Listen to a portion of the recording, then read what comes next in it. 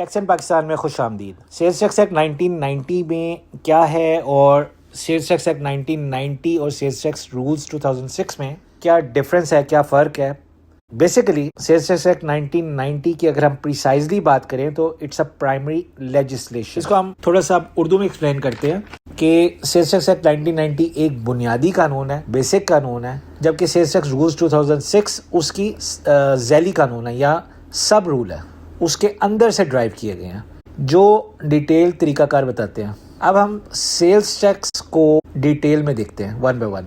Sales tax act 1990 میں تقریباً 10 chapters ہیں، یعنی 10 حصوں میں ڈیوائڈ کیا گیا، اور اس کے اندر 13 اسکیجولز ہیں جو سیلز ٹیکس کی تفصیل کے لیے استعمال کیے جاتے ہیں۔ سیلز ٹیکس ایکٹ کا چیپٹر نمبر 1 کی ہم سب سے پہلے بات کرتے ہیں تو وہ ڈیفینیشنز کا چیپٹر ہے۔ اب ڈیفینیشنز کی ہم بات کریں تو ہم جب اس کو پڑھنے لگتے ہیں تو ہم کہتے ہیں یار یہ کیا چھوٹی چھوٹی سی ڈیفینیشنز ہیں، لیکن وہ بہت زیادہ امپورٹنٹ ہے۔ مثال کے طور پہ آپ کو ایگزامپل دیتا ہوں کہ ڈیفینیشنز کے اندر ٹیکس پیریڈ کی ڈیفینیشن ہے۔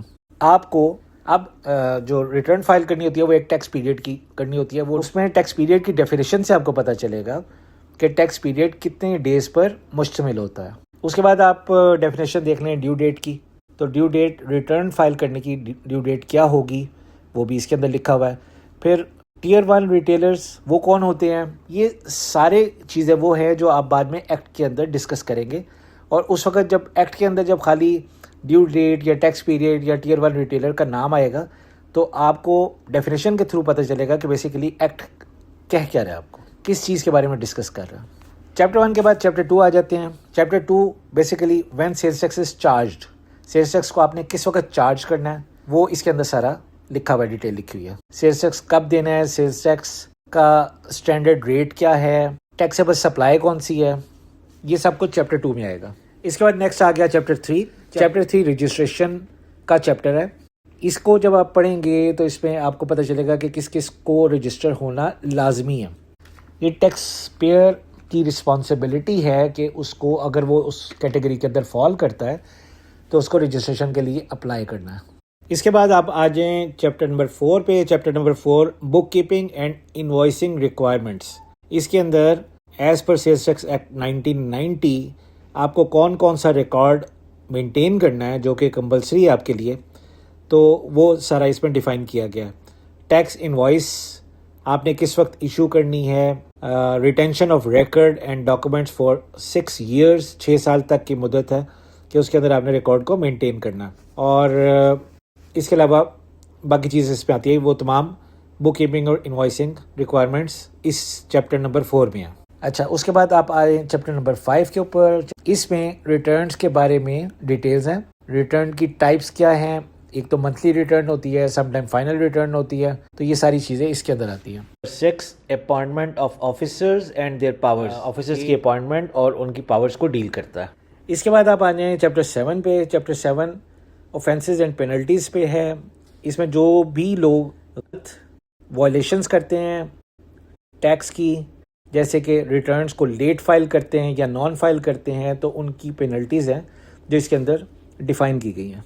سم ٹائم اسی کے اندر مثال کے طور پہ اگر کوئی فیک انوائسز ایشو کر دیتا ہے، کچھ لوگ سوچتے ہیں اچھا جی انوائس ہے اس کو ایک پرنٹ کرو، پرنٹ کر کے ایشو کر دو، تو اس کا ایک پورا سسٹم ہوتا ہے جس سے وہ ٹریک ہو جاتا ہے، اور ٹریک ہونے کے بعد اگر پکڑا جائے جس نے فیک انوائس ایشو کی ہو، اس سے ریلیونٹ جو پینلٹیز میں کیا سزائیں ہوں گی وہ سارا کچھ اس پہ لکھا ہوا ہے۔ نیکسٹ چیپٹر ہے چیپٹر نمبر 8 اپیلز۔ اگر آپ کے خلاف کوئی کیس بن گیا ہے، کوئی وائلیشن ہو گئی ہے اور آپ اس کی اپیل کرنا چاہتے ہیں، تو اس سے ریلیٹڈ جو بھی آپ کے پاس بائرز ہیں وہ اس چیپٹر نمبر 8 میں لکھا ہوا ہے۔ چیپٹر نمبر 9 ریکوری اور انفورسمنٹ ہے۔ اگر کسی کی لائبلٹی فائنلائز ہو جاتی ہے تو اس کی ریکوری گورنمنٹ آف پاکستان کیسے کرے گی، FBR کیسے کرے گا، کتنے دنوں میں کرے گا، اس کے خلاف کیا کیا ایکشن لیا جا سکتا ہے، وہ سب کچھ اس کے اندر لکھا ہوا ہے۔ اس کے بعد آپ آ جائیں چیپٹر نمبر 10 میں۔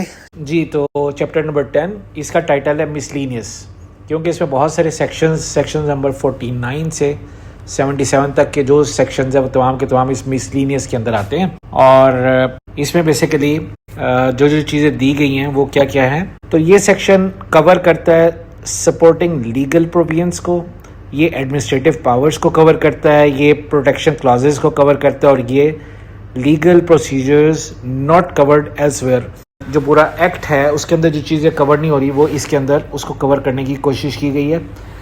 لیکن اس میں خاص طور پہ جو بہت امپورٹنٹ سیکشن ہے، ایک سیکشن نمبر 73 ہے، پیمنٹ تھرو بینکنگ چینل. یہ بہت زیادہ امپورٹنٹ ہے. اوور آل یہ سارا امپورٹنٹ ہے، اس کو اوور آل پڑھیں گے سمجھ آ جائے. اس کے بعد اسکیجولز آتے ہیں. اسکیجولز گروپ آف آئٹمس کو خاص طرح سے خاص پرائس پر ٹیکس چارج کرنے کے لیے گروپنگ کا نام ہے. کچھ گڈس پر سیلز ٹیکس چارج ہی نہیں کرنا ہے یا 0% پر چارج کرنا ہے. یاد رکھیں ایگزیمپٹ یعنی ٹیکس نہیں ہے یا 0% ٹیکس ہے، اس میں فرق ہے. اب یہ اسکیجول نمبر 1 اور اسکیجول نمبر 2 ان دونوں کو ریسائن کر دیا گیا، اس سے اس کو ڈسکشن کا فائدہ نہیں ہے. اسکیجول نمبر 3 جو ہے اس میں جو آئٹمز لکھی ہیں وہ ان گڈ کی ہیں، اس پر ریٹیل پرائس پر ٹیکس ہوگا اور ریٹیل پرائس میں ڈیوٹیز ٹیکسز سوائے سیلز ٹیکس کے شامل ہوں گے. 4 اسکیجول بھی ریسائن کر دیا گیا. اس کے بعد آپ آ جائیں 5 اسکیجول پہ. جو 5 اسکیجول ان گڈس پر مشتمل ہے جن کے اوپر 0% ٹیکس ہے. 0% ٹیکس ہونا اور ایگزمپٹ ہونا اس میں فرق، یہ آپ جب میری ڈیٹیل ویڈیو دیکھیں گے تو اس پہ آپ کو پتہ چلے گا کہ دونوں میں کیا ڈفرینس ہے. 5 اسکیجول کے بعد اب آ جائیں 6 اسکیجول کے اوپر. 6 اسکیجول میں جو آئٹمز ہیں وہ ایگزمپٹ ہیں، اس کے اوپر ٹیکس نہیں ہے. اس کے بعد اب 7 اسکیجول پہ آ جائیں. 7 اسکیجول بھی ریسائنڈ ہو چکا. Next schedule 8 schedule. 8 اسکیجول اس پہ ٹیکس ریڈیوز ریٹ پر ہے، جو بھی آئٹمز دی ہوئی ہیں ان کے اوپر ریڈیوز ریٹ پر ٹیکس ہے. Next schedule 9 schedule. 9 اسکیجول میں موبائل فونز پر ٹیکس چارج کرنے کا طریقہ لکھا ہوا ہے. 10 اسکیجول برکس کے اوپر ہے، اینٹوں کے اوپر ہے یا کنسٹرکشن مٹیریل، اس کے اوپر ٹیکس کتنا چارج ہونا ہے، کیسے چارج ہونا ہے، وہ سارا طریقہ اس میں دیا ہوا. 11 اسکیجول ود ہولڈنگ ٹیکس کے اوپر ہے کہ ود ہولڈنگ ٹیکس کس پر ہوگا، کیوں ہوگا، کتنا ہوگا، کیسے ہوگا، یہ ساری چیزیں 11 اسکیجول میں آئے گا. اس کے بعد 12 اسکیجول آتا ہے. 12 اسکیجول اپلیکیبل ہے ان ریٹیلرز پر جو ٹیئر 1 ریٹیلرز نہیں ہیں. اب ذہن میں رکھیں کہ جو ٹیئر 1 ریٹیلرز ہوتے ہیں وہ ایک تو ان کا کنیکشن FBR کے سسٹم کے ساتھ ہوتا ہے اور ان کے جو آن لائن ٹرانزیکشنز چل رہی ہوتی ہیں، اور ان کی اسکیجول نمبر 12 ہے یہ ان ریٹیلرز کے اوپر ہے جو ٹیئر 1 ریٹیلرز نہیں ہیں، مگر اس کے اوپر جو ٹیکس کا طریقہ بتایا گیا وہ 12 اسکیجول میں بتایا ہوا ہے. اور اس کے بعد لاسٹ اسکیجول 13 اسکیجول ہے، اور 13 اسکیجول میں جو پروڈکٹس دی گئی ہیں وہ اسٹیل سے ریلیٹڈ پروڈکٹس ہیں اور اس پہ ٹیکس چارج کرنے کا طریقہ بتایا گیا. ہوپ فلی میری یہ ویڈیو آپ کو پسند نہیں ہوگی. اگر آپ کو جو بھی کویشچنس ہیں آپ مجھے ای میل کر سکتے ہیں، واٹس ایپ کر سکتے ہیں، کال بھی کر سکتے ہیں. تو thank you very much. Up till the next video have a wonderful day. Tax in Pakistan. اللہ حافظ.